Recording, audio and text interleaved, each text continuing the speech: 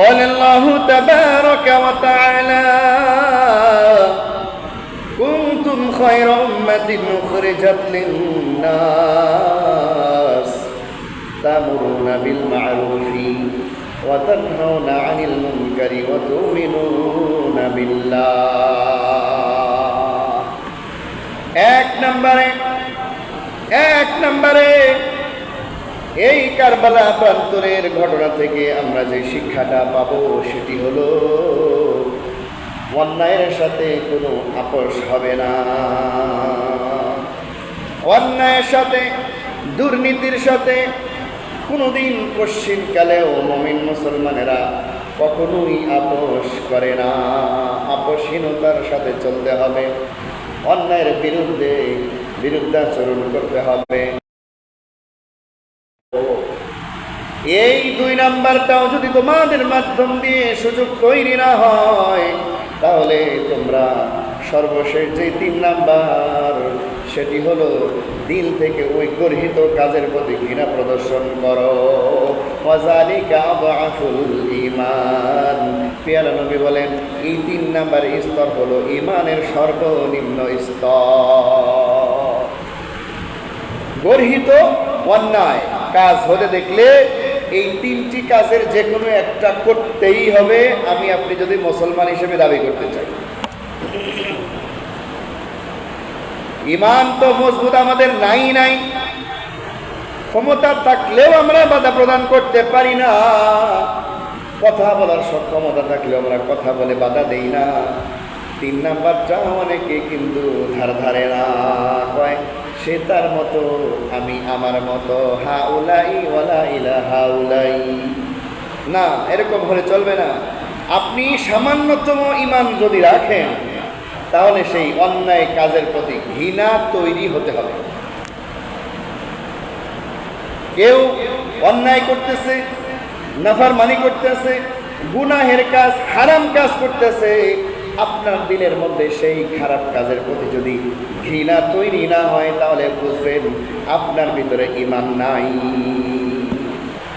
ঘৃণা তৈরি হতেই হবে, এটাই হলো সর্বশেষ একটা বাধ্যতা। আপনার ঈমান আছে বলে পরিচয় লাভ করা যাবে। হযরত হুসাইন রাদিয়াল্লাহু তাআলা আনহু নিজের জীবনকে বিলীন করে দিয়েছেন, কুরবান করে দিয়েছেন, শহীদ করে দিয়েছেন, কিন্তু অন্যায়ের সাথে উনি আপোষ করেন নাই। তাহলে এখান থেকে আমাদের সবক হলো, আমরা আমাদের এই পারিপার্শ্বিক জীবন চলার সময় যখনই প্রতি অন্যায় দেখব, প্রতিবাদ করব। প্রতিবাদের যদি ভাষা না থাকে, তাহলে অন্ততপক্ষে দিল থেকে আমরা ঘৃণা প্রদর্শন করব। কোরআন কারীমের মধ্যে রব্বুল আলামিন বলেন, তা'মুরুনা বিল মারুফ ওয়া তানহাউনা আনিল মুনকার। 2টা কাজ পাশাপাশি করার জন্য আল্লাহ রাব্বুল আলামিন বলেছেন, তা'মুরুনা বিল মারুফ, তোমরা সৎ কাজের আদেশ করো। কি কাজের আদেশ? আপনাদের এখনই ঘুমে ধরে গেলে কেমনে হবে? বয়ানের মাত্র শুরু, এখনই ঘুমে ধরে গেছে। একটু জোরে জোরে কালেমা পড়েন, লা ইলাহা ইল্লাল্লাহ, লা ইলাহা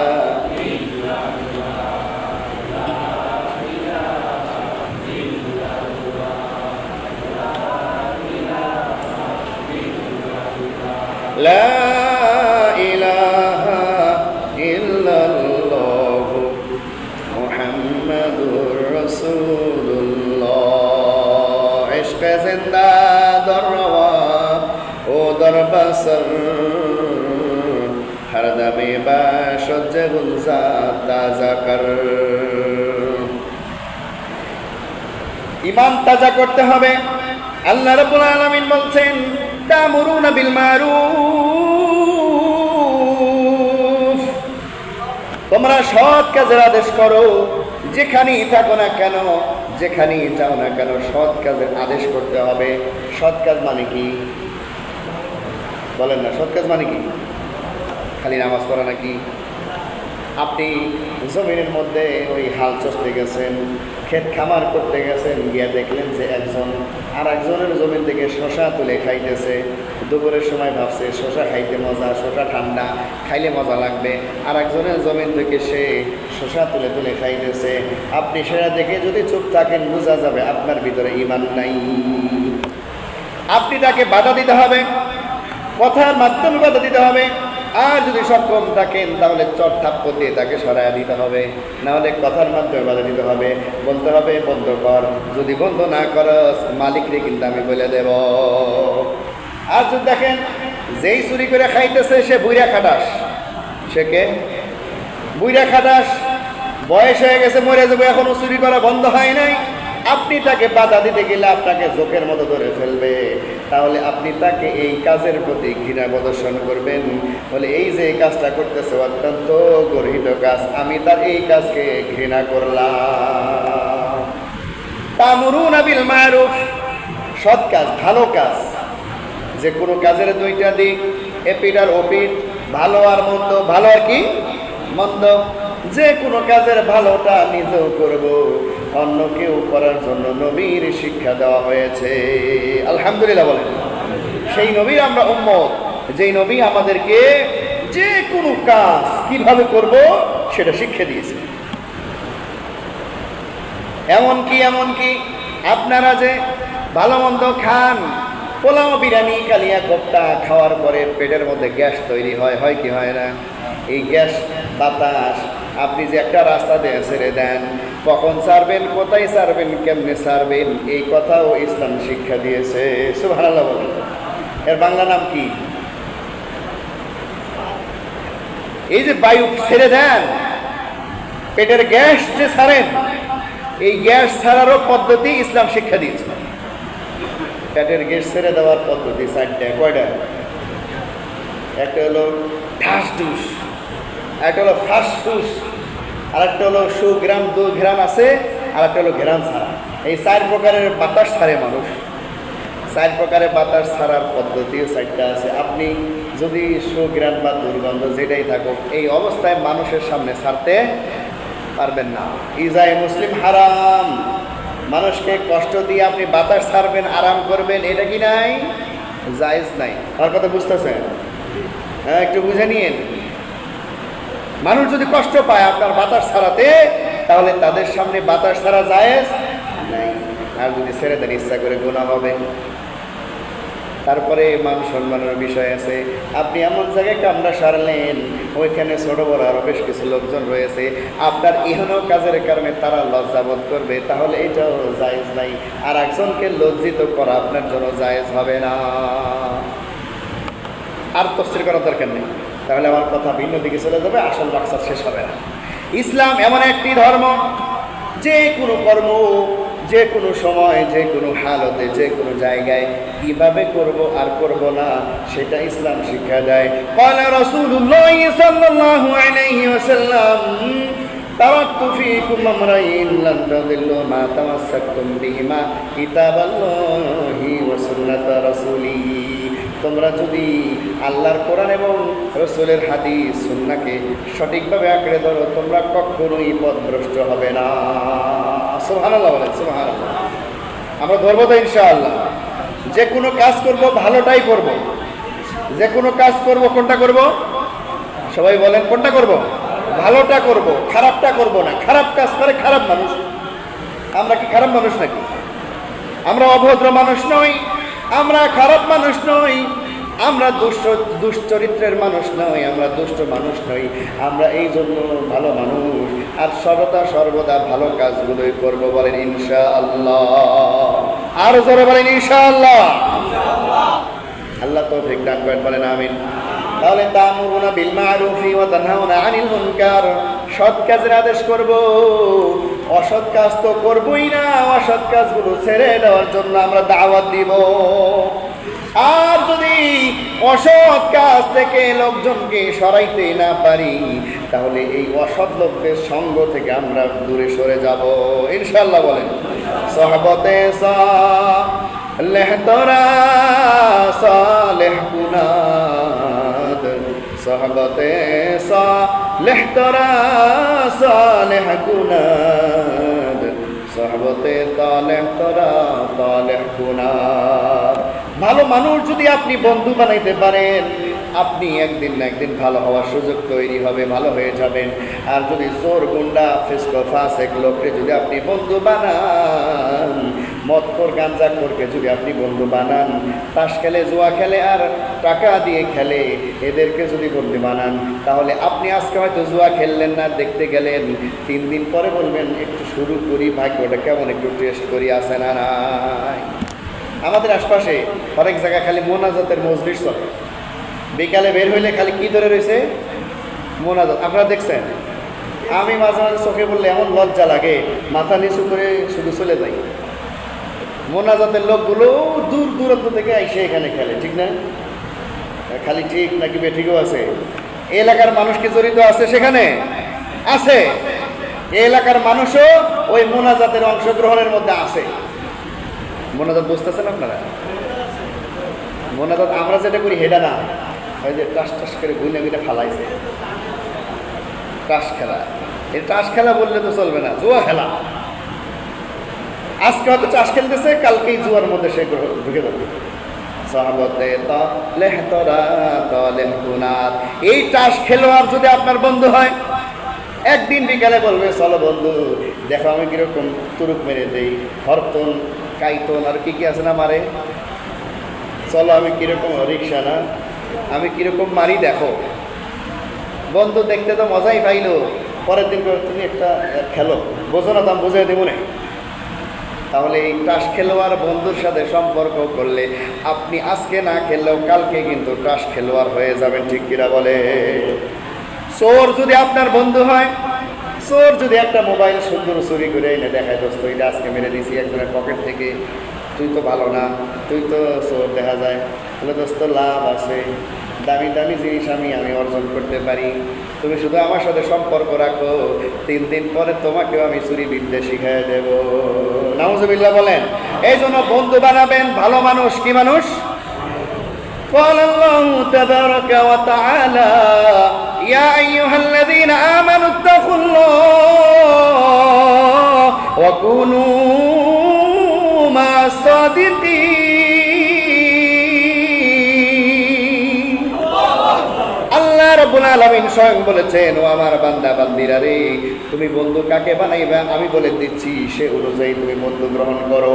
ওয়াকুনু মা'আস সাদিকিন, সেই তোমার বন্ধু হওয়ার উপযুক্ত যে নাকি সবসময় ভালো কাজগুলো করে, সেই তোমার বন্ধু হওয়ার উপযুক্ত যে নাকি সবসময় ভালো মানুষদের সাথে সম্পর্ক কায়েম করতে চেষ্টা করে, সেই তোমার বন্ধু হওয়ার উপযুক্ত যে কখনো মিথ্যা কথা বলে না, যে কখনো ধোঁকাবাজি করে না। রে বান্দা, তুমি ওই রকম মানুষকেই তোমার বন্ধু বানাও। আমিন বলেন। তাহলে অন্যায় যারা করে, অন্যায়ের সাথে যারা জড়িত আছে, তারা ভালো মানুষের বন্ধু হতে পারে না। ভালো মানুষ তাদেরকে সমর্থন করতে পারে, ভালো মানুষ শুধু ভালো মানুষকেই সমর্থন করবে।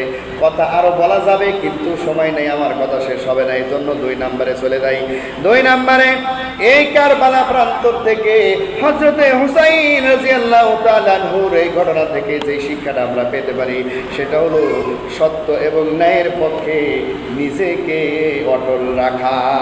হযরতে হুসাইন রাদিয়াল্লাহু তাআলা আনহু নিজের সৎ পথে থাকার জন্য সে এমন অবিচল ছিলেন, তার কাছে বিভিন্ন ধরনের প্রস্তাব এসেছিল, সেই প্রস্তাবগুলো উনি গ্রহণ করে নাই। রাসূল আকরাম সাল্লাল্লাহু আলাইহি ওয়াসাল্লাম যখন শুরুতে এই দ্বীনের প্রচার করেছিলেন, আবু জেহেল, উতবা, শাইবা এই সমস্ত সরদারে কাফের রাসূলের কাছে প্রস্তাব দিয়েছিল, হে মুহাম্মদ, সকলে বলেন সাল্লাল্লাহু, তোমাকে আমরা প্রস্তাব দেই, তোমাকে আমরা প্রস্তাব দিচ্ছি, তুমি যদি আরবের মধ্যে সবচাইতে ধনী হতে চাও, পয়সা চাও, আমি তোমাকে পয়সা দিয়ে, আমরা সকলেই তোমাকে পয়সা দিয়ে, সম্পদ দিয়ে পাহাড়ের মতো সম্পদশালী করে দেব। ভাতিজা আমার, কিন্তু এই দাওয়াত তুমি দিও না। ইয়া আইয়ুহান নাস কুলু লা ইলাহা ইল্লাল্লাহ তুফলিহুন,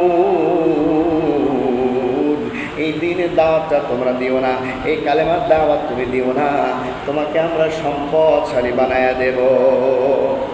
আবু জেহেল বলে, ভাতিজা তুমি যদি বিয়ে করতে চাও, আরবের মধ্যে সবচাইতে সুন্দরী যেই নারীটা হবে সেই নারীকে তোমাকে আমরা সুপর্দ করে দেব। একটা নয়, দুইটা নয়, যত নারী তোমার পছন্দ সবাইকেই তোমার কাছে আমরা এনে দেব, কিন্তু এই দাওয়াত তুমি দিও না। রাসূল বলে, আমার চাচা যান, আপনি যদি আমাকে আসমান থেকে এক হাতে চন্দ্র এনে দেন আর এক হাতে যদি সূর্য এনে দেন, তথাপিও আমি এই দিনের দাওয়াত থেকে বিরত থাকবো না। আল্লাহু আকবার বলেন। এটাই হলো রাসূলের শিক্ষা। হক থেকে, সৎ পথ থেকে আমাদেরকে কেউই সরাতে পারবে না। জীবন চলে যেতে পারে, জান চলে যেতে পারে, কিন্তু সত্য এবং সঠিক ঈমানের পথ থেকে আমাদের কেউ পিছপা করাইতে পারবে না। তাওহীদ কি আমানত सीनों में है हमारा, तौहीद की अमानत सीनों में है हमारा, आसन नहीं मिटाना नामो निशा हमारा। इंशाअल्लाह बोलें। আল্লামা ইকবাল বলেন, তাওহীদের আমানত আমাদের অন্তরের মধ্যে আমানত হয়ে রয়েছে।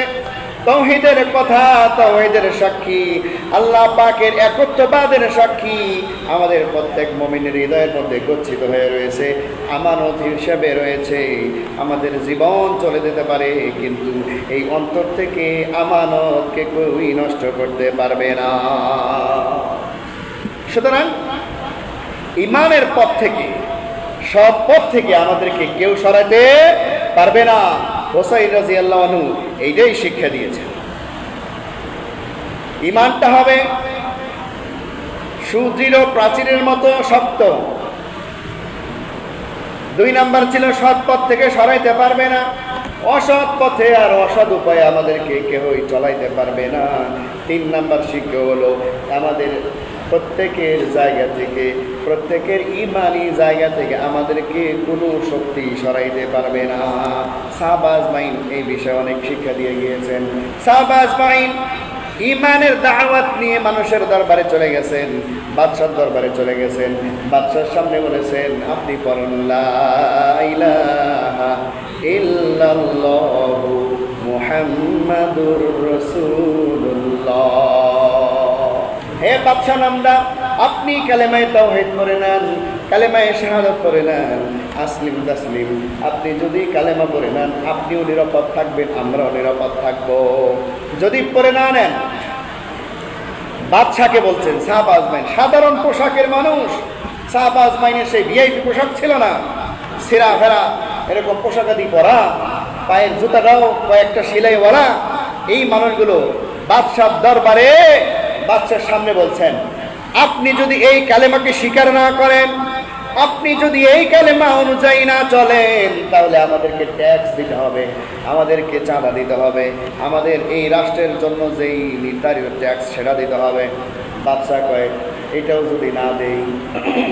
সাহাবা আজমাইন বলেন, আপনি যদি কালেমা স্বীকার না করেন, ট্যাক্সও না দেন, তাহলে আপনার সাথে যুদ্ধ হবে। সুবহানাল্লাহ। কি হবে? যুদ্ধ হবে। আপনার সাথে যুদ্ধ হয়ে আপনাকে আমরা পরাজিত করে এই পুরা রাজ্য আমরা নিয়ে কালেমার পতাকা উড্ডীন করে দেব। সুবহানাল্লাহ। কালেমার পতাকা আছে না নাই? কালেমার পতাকা ভুলণ্ডিত করা যাবে? এখন তো আমরা ওই খ্রিস্টানদের পতাকা উড়াই আমাদের বিল্ডিং এ ছাদে আর গাছের উপরে, আছে না নাই? এই সুরাবাড়িতে নাই, অন্য জায়গায় আছে।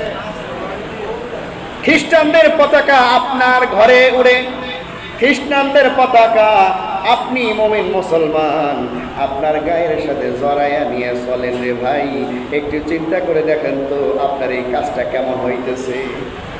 হযরত জাফর ইবনে আবু তালিব রাদিয়াল্লাহু তাআলা আনহু রাসূলের আপন চাচাতো ভাই, হযরত আলী রাদিয়াল্লাহু আনহুর ভাই।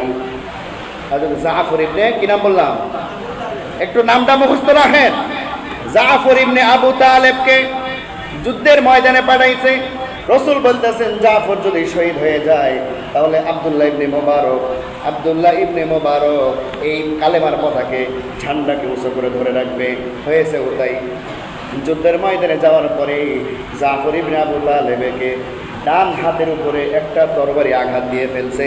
হাতটা পরে যায় ভাব হয়ে গেছে, বিকণ্ঠিত হয়ে গেছে। সাথে সাথে কালেমা উঠছিল উপরের দিকে, বাম হাত দিয়ে কালেমার পতাকা হাই ডান্ডিটা ধরে ফেলছে। ডান হাতটা কেটে মাটিতে পড়ে গেছে। বাম হাত দিয়ে যখন পতাকা ধরে রয়েছে, কালেমার পতাকা উঠছে, কাফের মুশরিক সাথে সাথে বাম হাতের উপরে আঘাত করে দিয়েছে। বাম হাতটাও কেটে পড়ে যাওয়ার সময় দুই হাতের কাটা অংশ দিয়ে এইভাবে ওই কালেমার পতাকার ডান্ডাটা ধরে রাখছে। এমতো অবস্থায় আবার তাকে তীর নিক্ষেপ করেছে। এইবার তো দুই হাত দিয়েও রাখতে পারে না, মুখের এই জবান দিয়ে দুইটা দাঁতের মাধ্যম দিয়ে সেই কালেমার পতাকে কামড় দিয়ে উপরের দিকে ধরে রেখেছে। সুবহানাল্লাহ। তখন অন্য সাহাবী দূর থেকে দৌড়ে এসে এই কালেমার পতাকা যেন ভুলণ্ঠিত না হয়, মাটিতে না পড়ে, নিজে এসে তাড়াতাড়ি পতাকাকে ধরে নিয়েছে। আল্লাহু আকবার।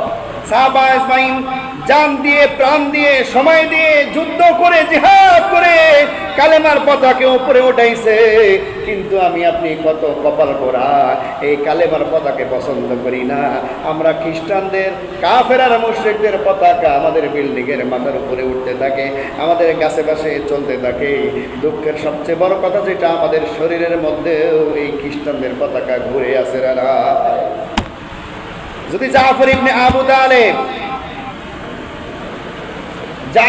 আবু তালেব হাসরের ময়দানে দাঁড়িয়ে আপনাকে যদি প্রশ্ন করে, হে আখিরি নবী, আখিরি উম্মত, আমি যে কালেমার পতাকা উড্ডীন করার জন্য নিজেকে শহীদ করেছিলাম, এই দিন ধর্ম তোমার সামনে আসার পরেও তোমার কলিজার মধ্যে ছোট্ট একটি ঈমান থাকার পরেও তুমি কোন মুখে, কোন দুঃসাহসে খ্রিস্টান আর ইহুদি নাসারা মুশরিকদের কালেমার পতাকা, তাদের কথার পতাকা শরীরের মধ্যে জড়ায় নিয়ে ঘুরেছ? খ্রিস্টানদের পতাকা, ইহুদিদের পতাকা ইমানদারের শরীরের চতুর্পাশে কেমনে লেগে থাকে একটু চিন্তা করে দেখেন দেখি। খারাপ লাগতেছে আপনাদের?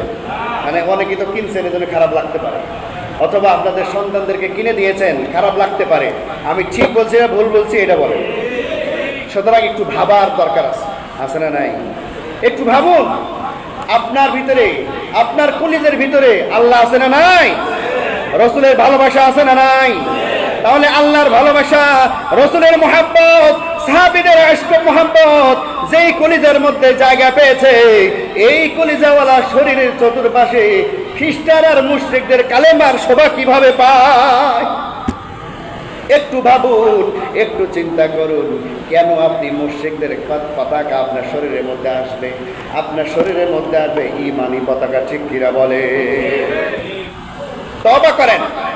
যারা এই সমস্ত গেঞ্জি কিনেছেন, পুড়ে ফেলেন, পুড়ে ফেলেন। ইসরাফ হবে না। ইসরাফ হলে আমি দায়িত্ব নেব এটা,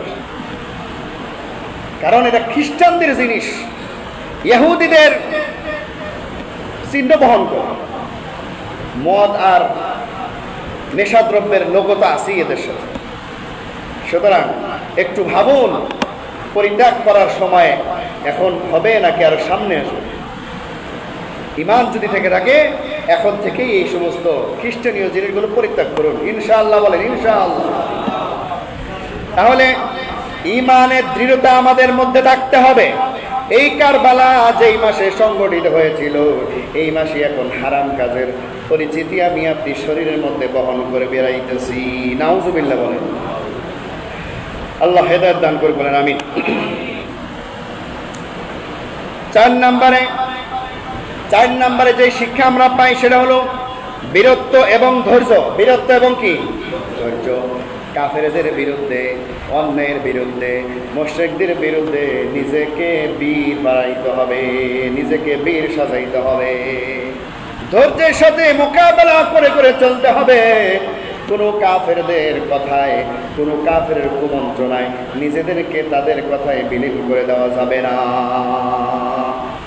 বা'দুহুম মাওলিয়াউ বা'দ, কোরআনে বলেছে। কোরআন যে কথাটা বলে, বিন্দু মাত্র 1% না, বিন্দু % সন্দেহের সুযোগ আছে? যালিকাল কিতাব লা রাইবা ফীহি, বলে এই কিতাবের যা কিছু বলা হয়েছে, যা কিছু বলা হয়েছে সন্দেহ তো নাই, বরং সন্দেহের সুযোগও নাই। আল্লাহু আকবার বলেন। ওই আল্লাহ তাআলা সূরা বাকারার মধ্যে বলেছেন, ওয়াকালাতিল ইয়াহুদু ওয়াকালাতিন নাসার, বলে ইহুদি নাসারা এরা সবাই একে অপরের সাথে বাদুহুম আউলিয়াউ বা'দ, একে অপরের বন্ধু। একে অপরে কি বন্ধু, আমাদেরকে তারা বন্ধু বানায় না, বরং শত্রু সাব্যস্ত করে। আমাদের দেশ মুসলিম কান্ট্রি, ঠিক কিনা? আমাদের দেশে একটা সংগঠন রয়েছে, সেটার নাম হলো হিন্দু বৌদ্ধ খ্রিস্টান ঐক্য পরিষদ। আসেনি? নামটা কি বললাম আপনারা সবাই বলেন দেখি? হিন্দু বৌদ্ধ খ্রিস্টান ঐক্য পরিষদ। এই দেশের জনগণ তারা, আমরা কি এই দেশের জনগণ না? মুসলমান কি এই দেশের জনগণ না? তাহলে আমাদেরকে কি তারা বন্ধু বানালো নাকি দূরে সরাই দিল? দরকার ছিল হিন্দু মুসলিম বৌদ্ধ খ্রিস্টান ঐক্য পরিষদ। তাহলে যার যার অধিকার আদায় করার জন্য সোচ্চার হতো একসাথে, ঠিক কিনা? সরকার থেকে, যে কোনো সংস্থা থেকে, যে কোনো জায়গা থেকে এই চার ধর্মের মানুষ যার যেটা প্রয়োজন আদায় করে নেওয়ার জন্য একসাথে আন্দোলন করত। সহজ হইতো না কঠিন হইতো? সহজ হইতো, কিন্তু তারা আমাদেরকে সরাই দিচ্ছে। ওই যে তারা বন্ধু, বা'দুহুম আউলিয়াউ বা'দ। আল্লাহ বলে একটা ইহুদি, একটা খ্রিস্টান, একটা হিন্দু, একটা ডোম, একটা সারাল, একটা চাকমা, একটা মগ, একটা আরো কি কি আছে বাংলাদেশে, সবাই একে অপরের বন্ধু, তোমরা কিন্তু তাদের কাছে শত্রু। দেখেন ভারতের দিকে চায় দেখেন, এখন মুসলিম নিধন চলছে, মুসলিমদের উপরে স্টিম রোলার চলছে। আর এই গত কয়দিন আগে ভারতে টুরিস্ট ভিসা চালু করেছে। এটা একটা ফাঁদ, এটা একটা ফাঁদ। মুসলমানরা ঘুরতে যাবে আর ওখানে তারা নির্যাতন করবে। এজন্য সাবধান, এই টুরিস্ট ভিসায় কেউ যাবেন না। এই ভারতের টুরিস্ট ভিসায় কেউ যাবেন না। ওখানে গেলে জীবন নাও আনতে পারেন, ফেরত নাও আসতে পারেন। আল্লাহ হেফাজত করে বলেন আমিন। তাহলে ধৈর্য এবং বীরত্ব এটা আমাদের মাঝে রাখতে হবে, অবশ্যই রাখতে হবে। এটাই হলো কারবালার শিক্ষা। 6 নম্বরে, সংখ্যার চেয়ে আদর্শের শক্তি বড়। সংখ্যার চেয়ে আদর্শের শক্তি বড়। রাসূলের বাহিনী 313 জন আর কাফেরের বাহিনী 1000-এর অধিক। যুদ্ধ হয়েছে কি হয় নাই? 313 জন বিজয় অর্জন করেছে। সুবহানাল্লাহ বলেন, সুবহানাল্লাহ। সংখ্যার চাইতে আদর্শের শক্তি বড়। হযরত হুসাইন রাদিয়াল্লাহু আনহু অল্প কিছু মানুষ ছিলেন, আর ইয়াজিদি বাহিনী লক্ষ লক্ষ। কিন্তু ইয়াজিদ বাহিনী এক প্রকারে পরাজিতই হয়ে গেছে। হযরত হুসাইন রাদিয়াল্লাহু আনহু সহ ওনার সাথে আরো যত মানুষ ছিল সকলেই কিয়ামত পর্যন্ত বীর দর্পে তারা ঘোষিত হয়েছে। সুবহানাল্লাহ। আর ইয়াজিদি বাহিনী কিয়ামত পর্যন্ত ঘৃণিত হিসাবে গ্রহণ করা হয়েছে। ইয়াজিদ নাম রাখছে, কেউ দেখছেন? আছে মুসলিম সমাজে? ইয়াজিদ নাম রাখছে হবে না, কারণ ঘৃণিত। সে কি ছিল? ঘৃণিত। আর হোসাইন প্রত্যেক মহল্লাতেই পাওয়া যায়। ঘৃণার আর কি চা? আবু জেহেল এ পর্যন্ত নাম রাখছে নাই, কিন্তু আবু বকর নাম রাখছে, অভাব নেই। হিন্দা এই নামে কোনো নারী নাই, কিন্তু আয়েশা নামের অভাব নেই। ঘৃণিত, এইটাই বড় পরিচয় যে তার আর কোনো অনুসারী থাকবে না, তার কোনো নাম নিশান চিহ্ন থাকবে না। আচ্ছা, 5 নম্বর গেল। 6 নম্বরটা বলি, আমি শেষ করে দেব। 6 নম্বর হলো সৎ পথে আমাদের নারী সমাজকেও একসাথে কাঁধে কাঁধ মিলিয়ে চলার শিক্ষা রয়েছে। হযরত হুসাইন রাদিয়াল্লাহু তাআলা আনহুর সাথে তার স্ত্রী স্বয়ং সশরীরে উপস্থিত ছিলেন, একেবারে শাহাদত পর্যন্ত সাথেই ছিলেন। সুবহানাল্লাহ বলেন। তাহলে আমাদের নারী সমাজ পিছপা হওয়ার সুযোগ নাই, তারাও পুরুষের সাথে সৎ কাজে কাঁধে কাঁধ মিলিয়ে এগিয়ে চলবে ইনশাআল্লাহ। আর আলহামদুলিল্লাহ আমাদের ঘরের নারীরা করেও। এই যে আজকে আপনারা জুমার নামাজ পড়তে আসছেন, যে যেই জামাটা পিনছেন, এই জামাটাকে আপনি নিজেই ধুইছেন না স্ত্রীরা ধুইছেন? যারা মেসে থাকে এরা কয় আমাদের তো নাই, আমরাই ধুইছি। তাহলে আপনাদের এখনো কপাল খোলে নাই, তাড়াতাড়ি বিয়ে করে ফেলেন। বিয়ের উপযুক্ত সময় হয়ে গেলে বিয়ে করা ফরজ। বিয়ের উপযুক্ত সময় হলে বিয়ে করা কি ফরজ। যতক্ষণ বিয়ে না করবেন এই ফরজ তরক করার যে গুনাহ, সেই গুনাহ কিন্তু আপনার মাথার উপর লিখতেই থাকা হবে, আপনার আমলনামার মধ্যে লেখা হবে। নিয়ত করেন ইনশাআল্লাহ, আল্লাহ তাআলা মিলিয়ে দিলেই করবেন ইনশাআল্লাহ। বলেন ইনশাআল্লাহ। বিবাহিতরাও ইনশাআল্লাহ কইছেন নাকি?